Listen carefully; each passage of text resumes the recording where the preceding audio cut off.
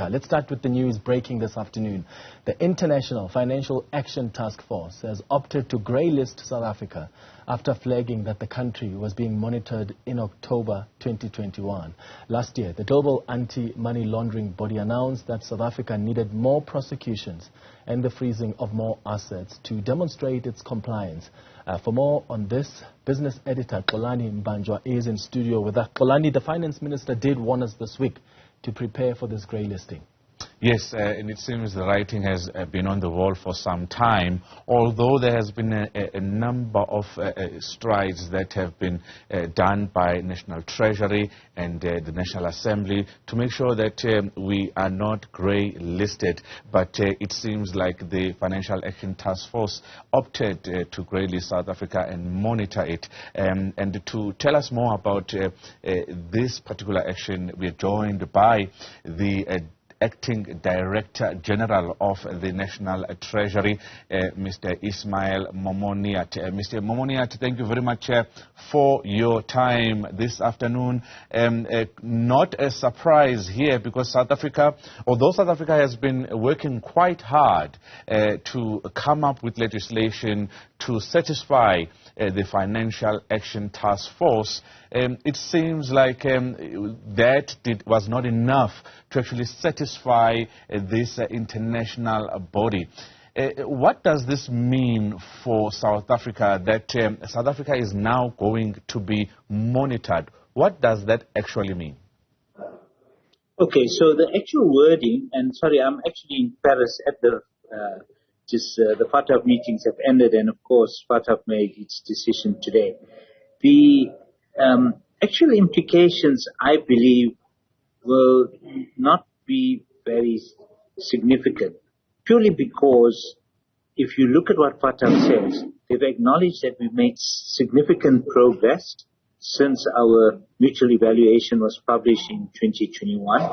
In fact, we had been facing 67 recommended actions that we had to demonstrate progress on. And we've actually, done, I think, a phenomenal amount, passed 2 pieces of legislation, significant legislation, and we've reduced that from 67 to 8 strategic areas.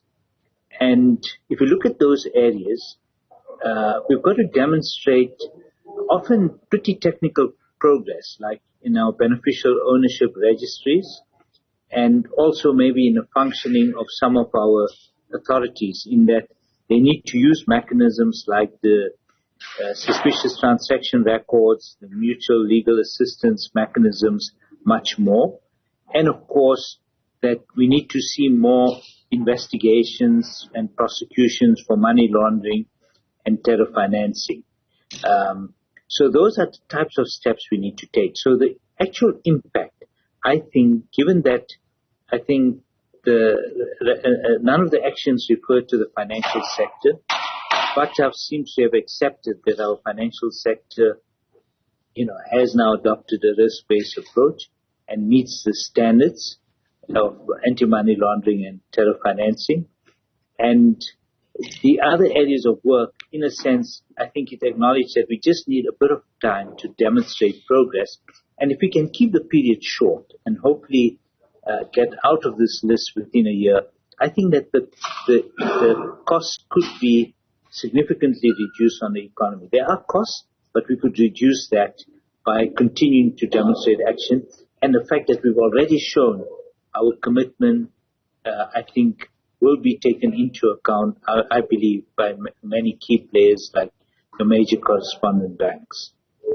Mr. Momoniat, how exactly did South Africa find itself here? We know that we've had the period of state capture that has seen money moving across borders and pretty lax controls that South Africa is quickly dealing with now, as we've seen in the past couple of months. But how would you say South Africa got to this point where we have been greylisted and joining the ranks of 83 other countries? There's no doubt it's exactly state capture and corruption that you saw. And when FATF did its mutual evaluation, it was done in 2019. Just at the time when the president had appointed new heads to almost all our law enforcement agencies and the South African Revenue Services. So what happened is when a mutual evaluation was done, though they had new leaders, they still needed time to begin to reverse the impact of state capture, which they've done. And in fact, the fact that they've done it is why we've reduced it from 67 to 8 areas now. So I have no doubt that that was the reason. And I think what we now have is that these organizations hopefully will move from strength to strength and be able to demonstrate that we've turned a leaf around the period of state capture and brought to book those that were responsible for state capture. In a sense, that's what FATF is also looking out for. I know you've said that the implications from where you're sitting are not that serious, and South Africa is going to deal with this. But the financial services sector, CEOs in the banking sector, where money moves across borders, they are quite worried.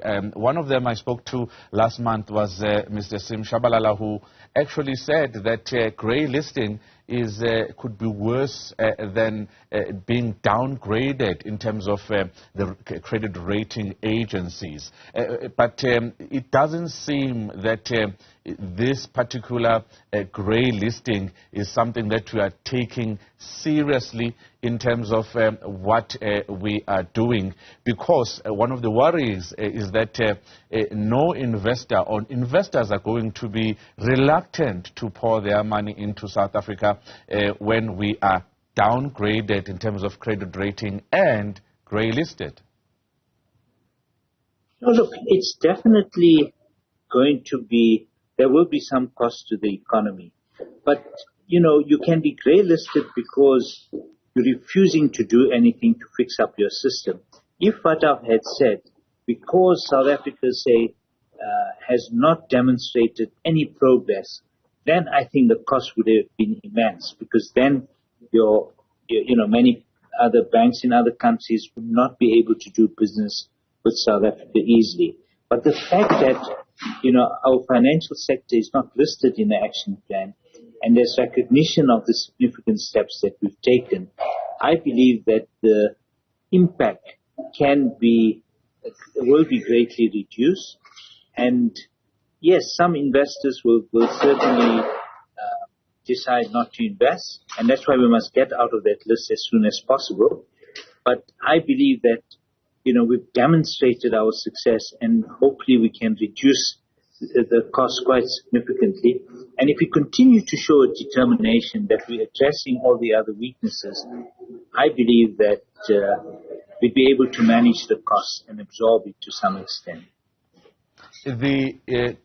Our fellow country, Mauritius, I think it took them at least 3 years to get out of the grey list. How long do you think it's going to take us? Because according to the statement from the National Treasury, it seems we have been given up until 2025 to satisfy the needs and recommendations of the Financial Action Task Force.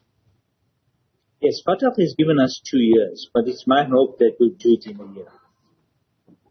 And of course, one other report that actually painted quite a grim picture is the one that was commissioned by Business Unity South Africa, predicting that there was an 85% chance of us getting in there. Besides the 2 years, you are actually saying within a year we need to get out of this particular grey list. What else needs to happen, because there's been 2 pieces of legislation that were quickly moved up and South Africa acted quickly on them. What else do you need to do in that year or in that 2 years? I think we just got to continue on the path that we've started and now begin to make sure that our laws are fully implemented. The issue now is no longer about more legislation. It's really about, are we being effective in implementation? Are we actually prosecuting more people or investigating more people for money laundering or terror financing? So it's more in the operating. There's also issues like, for example, in the non-financial sector, there's many other players, whether it's estate agents, legal practitioners, or let's say Hawala services and so on. Many of them are not in our regulatory net, and we need to bring them in and also ensure that our supervision extends to those sectors. And I believe that we can do that.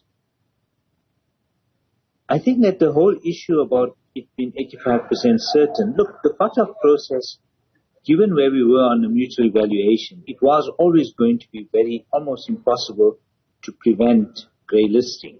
But I think we've done, really well to reduce it from the many actions, as I've said, to 8 areas. And that's really now put us in a position where hopefully we can deal with outstanding issues over the next year. Before I let you go, I wanted to know, because it's something that is important, that you act on the freezing of all the illicit financial flows. You act on prosecuting those who are involved in money laundering or suspected money laundering and terrorism financing. Does it mean that the NPA would need to be capacitated to ensure that these actions are taken?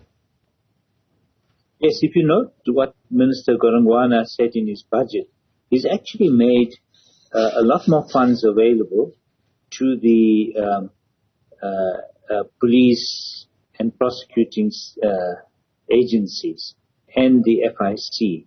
So certainly they do need more resources, but they would also then need to demonstrate that they're using those resources and have the will, which they are showing, to continue on the path that they've started, but they need to accelerate their activities a bit more, in a significant way to satisfy the FATF standards.